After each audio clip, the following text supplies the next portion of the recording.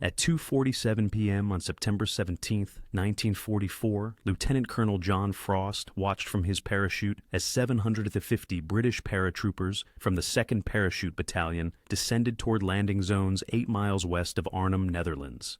The operation, codenamed Market Garden, was Field Marshal Bernard Montgomery's ambitious plan to end World War II by Christmas. Paratroopers would capture bridges over major rivers in the Netherlands, creating a corridor for Allied armored divisions to advance into Germany's industrial heartland. Frost's battalion had the most critical objective: capture the road bridge over the Rhine River at Arnhem and hold it until the British XXX Corps arrived with tanks and reinforcements, expected within 48 hours. Frost was a 32-year-old veteran paratrooper who had fought in North Africa, Sicily, and Italy. He had led men in combat for 3 years, earning respect for aggressive tactics, combined with concern for his soldiers' welfare. His battalion considered him the best combat commander in the British airborne forces.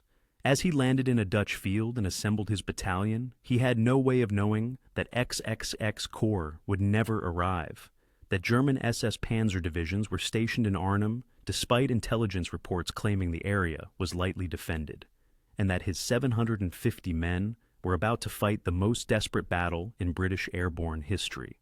By nightfall on September 17th, only 1/10 of his battalion, approximately 80 men, would reach the north end of Arnhem Bridge. The rest would be killed, captured, or cut off by German forces during the 8-mile march through the city.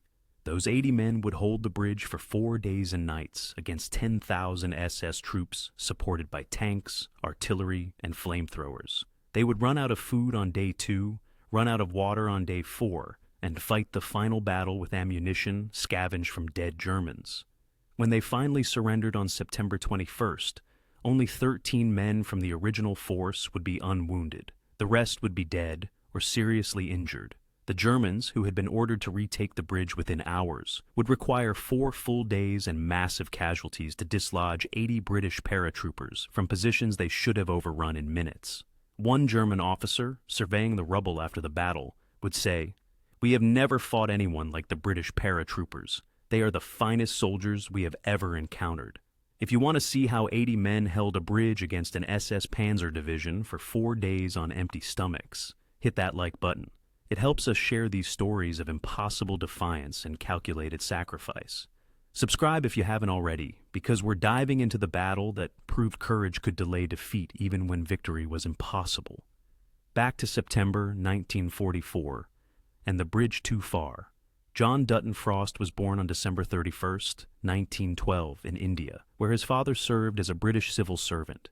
He grew up in military tradition, educated at Wellington College and the Royal Military College Sandhurst, graduating in 1932 as a second lieutenant. He joined the Cameronians, Scottish Rifles, serving in Iraq and Palestine during the 1930s. When World War II began in 1939, Frost was a captain with reputation for unconventional thinking and aggressive leadership. In 1941, he volunteered for the newly formed Parachute Regiment, recognizing that airborne forces would play crucial roles in future operations. He completed parachute training in 1942 and was promoted to Major, commanding C Company of the 2nd Parachute Battalion. His first combat jump was Operation Biting in February 1942, a raid on German radar installations at Bruneville, France. Frost led 120 paratroopers in a night assault that captured critical radar equipment and German technicians, then withdrew by sea with minimal casualties. The operation was textbook execution, earning Frost the Military Cross and promotion to lieutenant colonel. He commanded the 2nd Parachute Battalion during Operation Torch in North Africa in 1942, fighting in Tunisia, where his battalion suffered heavy casualties, but demonstrated the effectiveness of paratrooper tactics in conventional ground combat. He led the battalion during the invasion of Sicily in July 1943, jumping near Syracuse and fighting inland against German rearguards.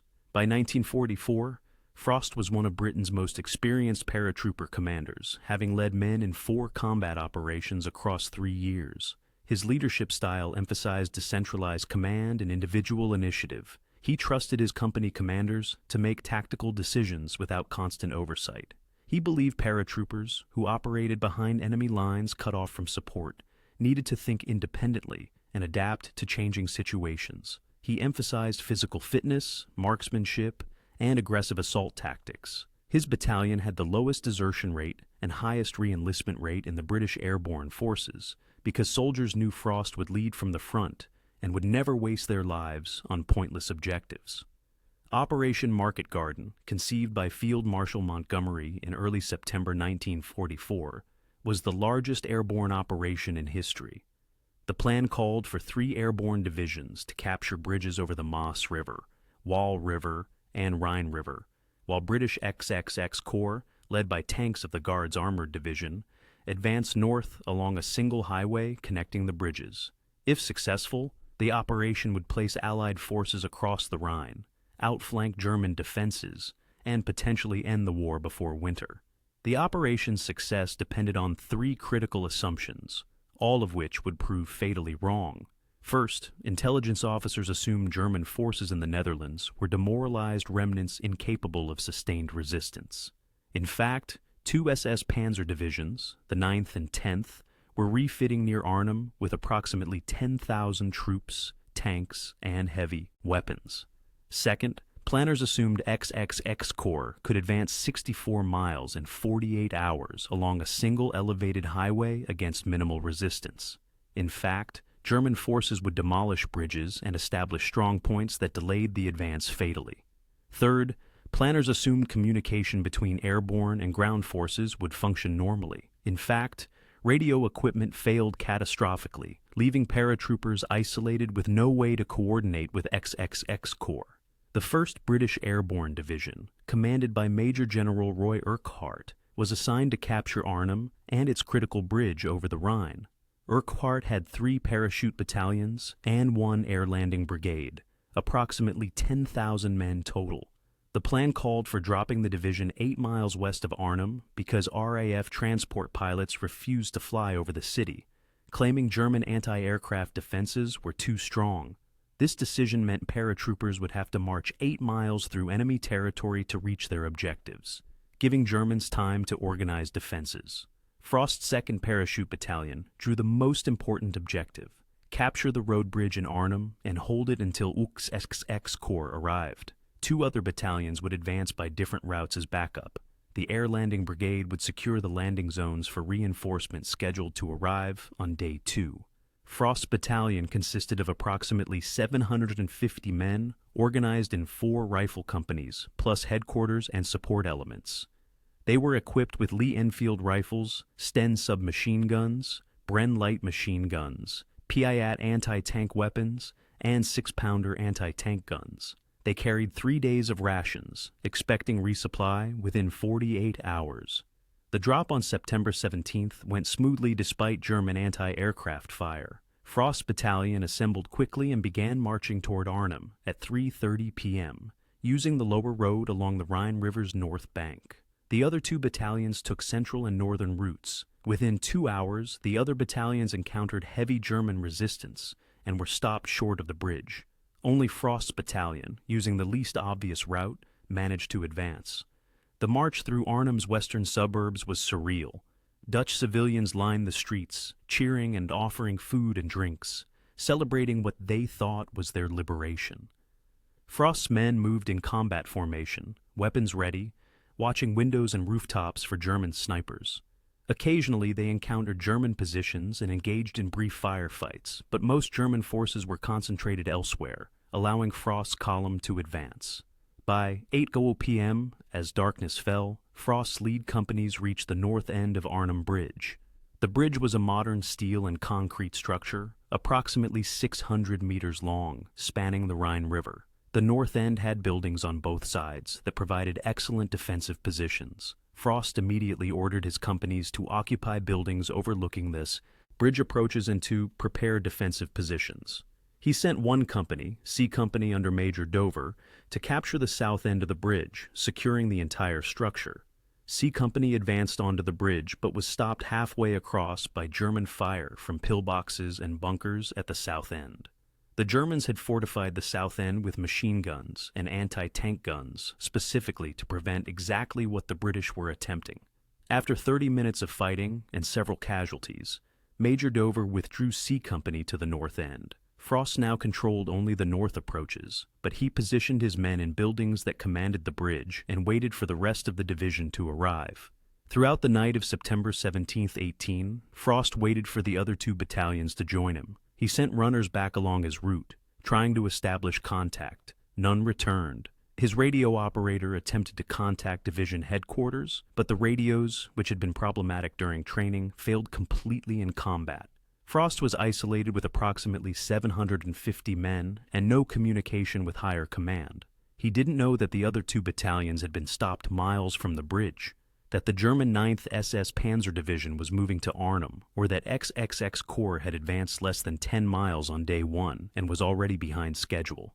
On the morning of September 18th, day 2, Frost's situation became clearer and more desperate.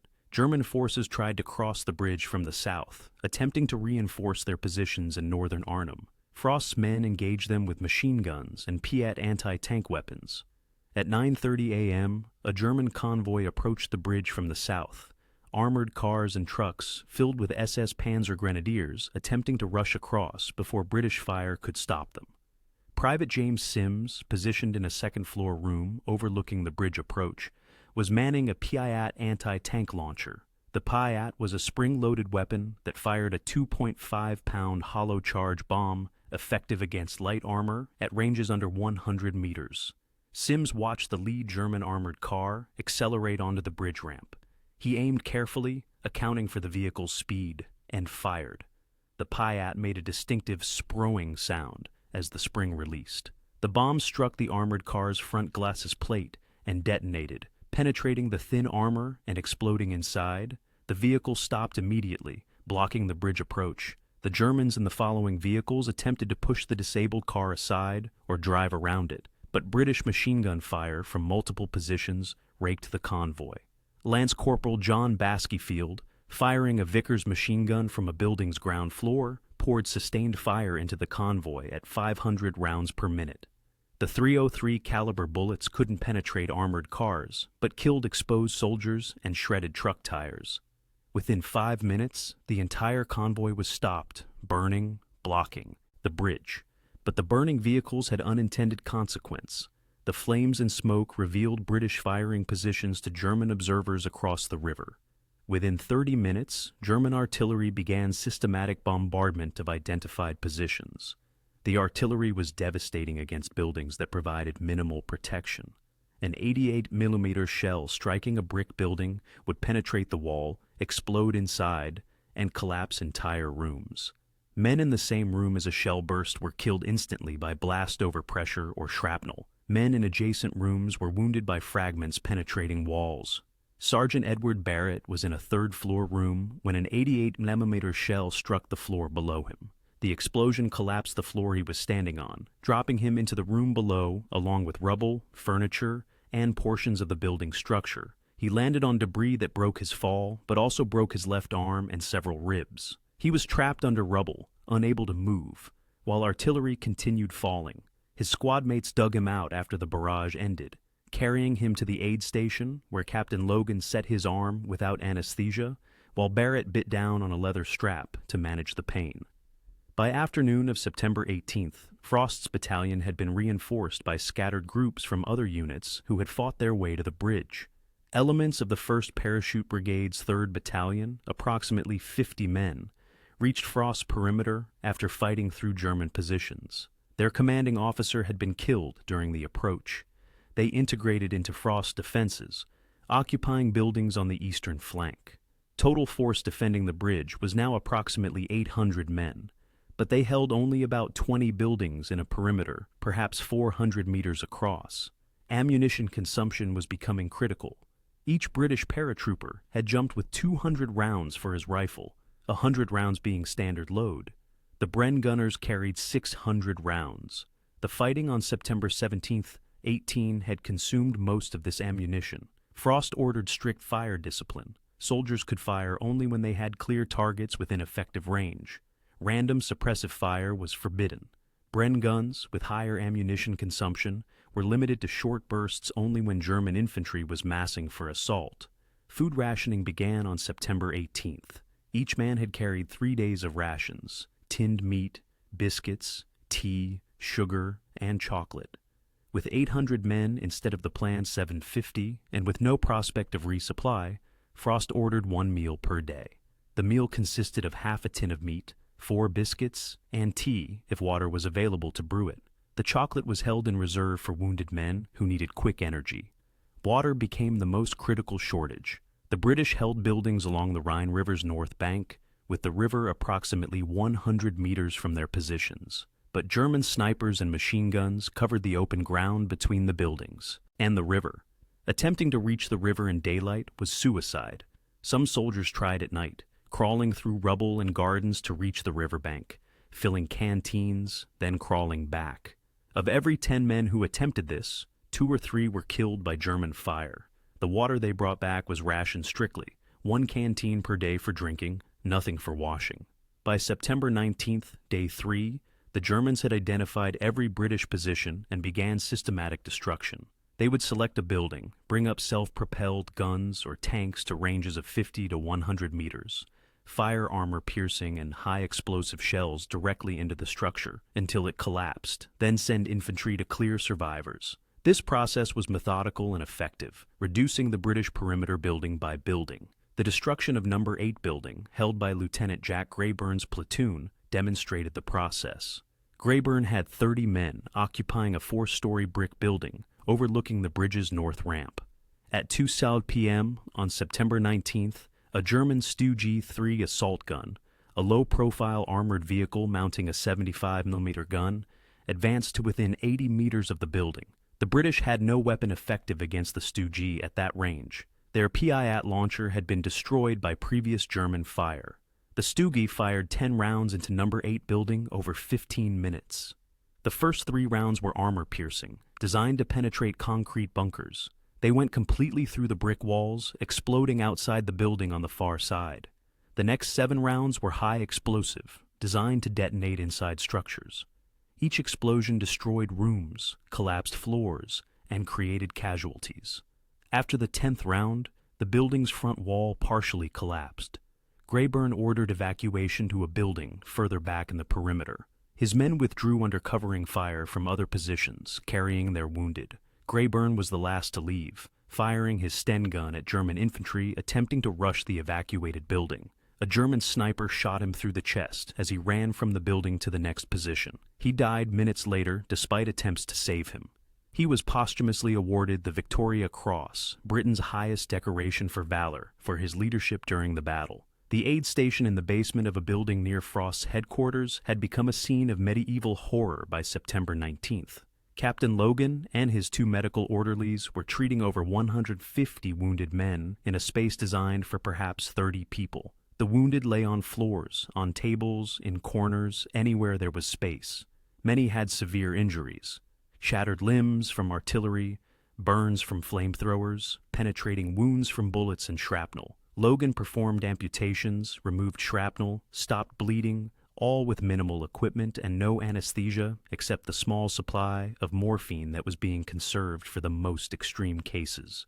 The smell in the aid station was overwhelming. Blood, infected wounds, human waste from men too injured to move, and the sweet, sick smell of gangrene beginning in wounds that couldn't be properly cleaned. Flies swarmed despite attempts to keep them out. The wounded men bore their suffering with remarkable stoicism. They understood the desperate situation, understood that Logan was doing everything possible, and refused to complain or demand treatment ahead of others. Some severely wounded men asked to be placed in positions where they could still fire weapons, preferring to die fighting rather than helpless in the basement. Lieutenant Pat Barnett, wounded on September 18th with shrapnel wounds to his abdomen and legs, refused morphine so it could be saved for others. He lay on the basement floor for 3 days, his wounds slowly infected despite Logan's attempts to clean them with the limited medical supplies available. He developed fever on September 20th, his temperature reaching 104 degrees Fahrenheit. He died on September 21st, hours before the surrender, from sepsis that would have been easily treatable with antibiotics, but the British had no antibiotics at the bridge. By September 20th, day 4, the situation deteriorated significantly. Ammunition was critically low. Food was completely exhausted except for emergency chocolate rations being held for final battle. Water was almost gone, with only a few canteens remaining in the entire perimeter. Men's lips were cracked from dehydration. Some men were drinking their own urine to stay hydrated, a desperate measure that provided minimal benefit and risked further health problems. The Germans committed to overwhelming force on September 20th. SS Panzer Grenadiers, elite infantry with combat experience from the Eastern Front, supported by Tiger tanks and self-propelled guns, began the final reduction of British positions. The Tiger tank was the most feared German armored vehicle, mounting an 88mm gun and armored with up to 100mm of steel plate on the front. British anti-tank weapons were essentially useless against Tigers, except at point-blank range from specific angles. Corporal Arthur Hendy attempted to engage a Tiger tank with a Piat launcher from a second-story window. The Tiger was approximately 70 meters away, advancing slowly while firing its machine guns at British positions. Hendy loaded the Piat, aimed at the Tiger's side armor, which was thinner than frontal armor, and fired. The bomb struck the Tiger's hull, but failed to penetrate the 80mm side armor. The explosion got the Tiger crew's attention. The tank rotated its turret toward Hendy's position and fired an 88mm high explosive shell directly into the window. Hendy and 2 other soldiers in the room were killed instantly by the explosion. Frost established his headquarters in a building directly overlooking the bridge's north ramp. From there, he could observe German movements and coordinate defensive fire. German snipers targeted his headquarters, firing through windows at anyone who showed themselves. Frost moved through the building bent over, staying below window level, checking on his men and maintaining morale through personal presence. His company commanders reported situations in person because radios remained non-functional. On September 20th, day 4, the Germans committed to destroying Frost's position through overwhelming force. SS Panzer Grenadiers, elite infantry, supported by Tiger tanks and self-propelled guns, began systematic reduction of the British positions. The Germans would identify a building held by British paratroopers, bring up a Tiger tank or self-propelled gun to point-blank range, fire armor-piercing shells directly into the building until it collapsed, then send infantry to clear the rubble. The British had no effective weapons against Tiger tanks. The Piat anti-tank launcher could penetrate Tiger armor only at ranges under 100 meters from specific angles. The 6-pounder anti-tank guns Frost's battalion brought had been destroyed by German fire or had run out of ammunition. British paratroopers resorted to desperate measures, running into the street with Piat launchers, firing at tanks from suicidal ranges, then being killed by tank machine guns. Some paratroopers threw gammon bombs, improvised explosives, at tanks from second-story windows. The attacks were brave but ineffective against German armor. The Germans also employed flamethrowers, terrifying weapons that projected burning fuel 30 to 40 meters. Flamethrower teams would approach buildings under covering fire, spray fire through windows and doorways, then withdraw while infantry cleared the burning structure. British paratroopers who survived flamethrower attacks described the horror of seeing flames fill rooms, consuming everything, leaving no escape except jumping from windows into German fire. By afternoon of September 20th, Frost's force had been reduced to approximately 250 effective soldiers out of the original 800. They held a shrinking perimeter of perhaps 10 buildings immediately adjacent to the bridge. Wounded men in the basement aid station numbered over 200, many with injuries that would be fatal without proper medical treatment. Food was completely exhausted. Water was available only by collecting rainwater or crawling to the river under fire, a journey few attempted and fewer survived. Ammunition was critically low. Soldiers were collecting ammunition from dead Germans, using captured Mauser rifles and MP-40 submachine guns, because British ammunition was exhausted. Some positions had fewer than 10 rounds per man. Frost ordered his men to hold fire unless German infantry was within 50 meters, conserving ammunition for final defensive fire.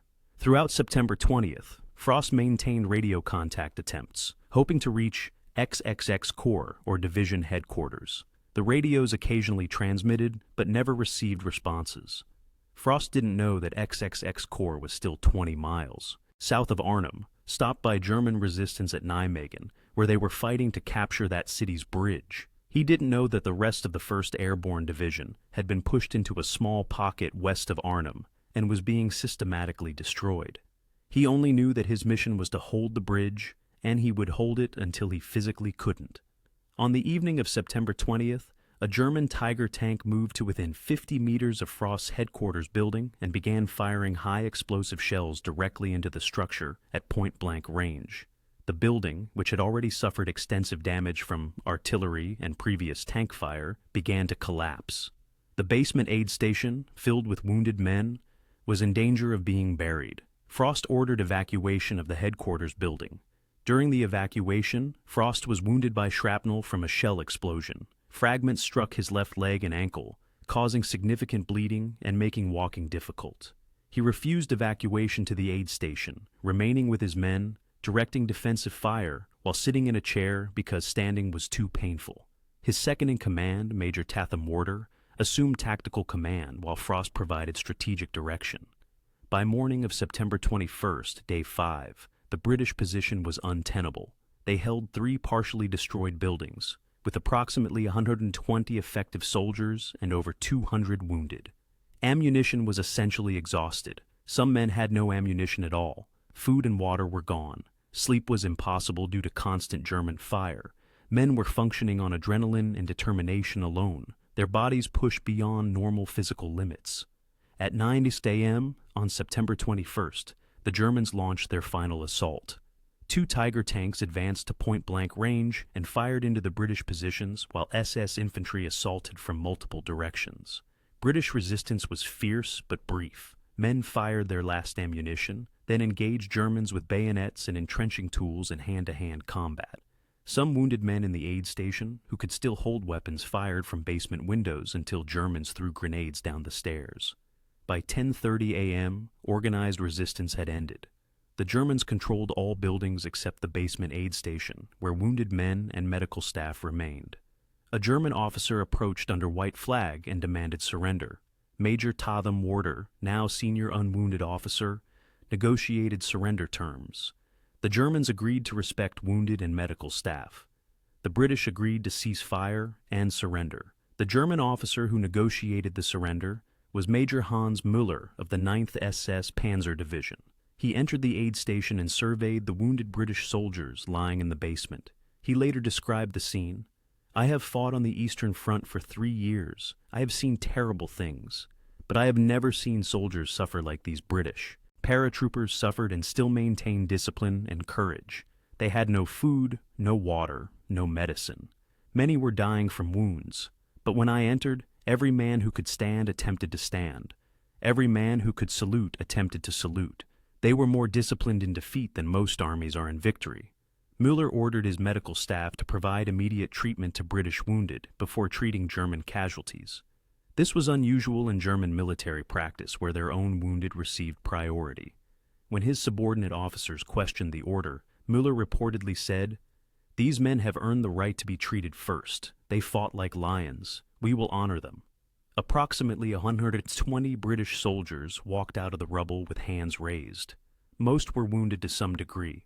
Many could barely walk from exhaustion, dehydration, and injuries. They were searched, disarmed, and marched to German assembly areas. The Germans provided water immediately, understanding that many British prisoners were severely dehydrated. Some British soldiers drank so much water so quickly that they vomited, their bodies unable to process the sudden hydration after days without adequate water. Frost, unable to walk due to his leg wounds, was carried on a stretcher by German soldiers. He would spend the rest of the war in German POW hospitals, his leg wounds requiring multiple surgeries to remove shrapnel and repair damaged tissue. The wounds left him with a permanent limp and chronic pain for the rest of his life. He later said that the physical pain was manageable compared to the psychological pain of surrendering when his mission was to hold the bridge. Of the approximately 750 men from the 2nd Parachute Battalion who had reached the bridge 5 days earlier, fewer than 200 survived as prisoners. The rest were dead or so severely wounded they died in German hospitals over the following weeks. The casualty rate exceeded 70%, among the highest sustained by any British unit during a single battle in World War II. The Germans treated the British paratroopers with respect bordering on reverence. German officers who had fought at the bridge told their prisoners that they had never encountered such determined resistance. One SS officer told Frost, "You and your men are the finest soldiers we have ever fought against. We are honored to have been your opponents." The German Army medical staff provided what limited medical care they could to British wounded, often prioritizing British casualties over their own because they recognized exceptional courage. The Battle of Arnhem continued until September 25th, when the remnants of the 1st Airborne Division withdrew across the Rhine under cover of darkness. Of the 10,000 British paratroopers who landed at Arnhem, approximately 2,000 escaped. The rest were killed or captured. Operation Market Garden failed completely. The bridge at Arnhem, the bridge too far, was never captured by Allied forces. The war would continue for 8 more months, but the stand at Arnhem Bridge became legendary. The fact that 80 to 120 men held a critical bridge for 4 days against overwhelming odds, running out of food, water, and ammunition, but never surrendering until physically unable to continue fighting, inspired Allied troops throughout the final months of the war. The battle demonstrated that British paratroopers, even when completely isolated and unsupported, would fight to the last round rather than abandon their objectives. John Frost was repatriated in 1945 after Germany's surrender. He remained in the Army after the war, rising to the rank of Major General before retiring in 1968. He wrote several books about airborne operations, including A Drop Too Many, his memoir of Arnhem. He remained active in veterans organizations, particularly those supporting families of men killed at Arnhem. He died on May 21, 1993, at age 80. The road bridge at Arnhem was renamed John Frost Brug, John Frost Bridge, in his honor in 1978. The Battle of Arnhem was depicted in the 1977 film A Bridge Too Far, directed by Richard Attenborough, based on Cornelius Ryan's book of the same title. The film brought the battle to mainstream audiences, though veterans criticized it for downplaying the desperate nature of the fighting and the physical suffering endured by the paratroopers.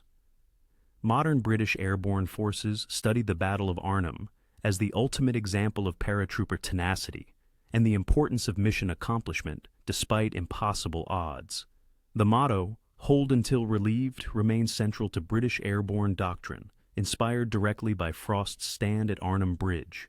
September 17, 1944, began with 750 British paratroopers marching toward a bridge they were told to hold for 48 hours.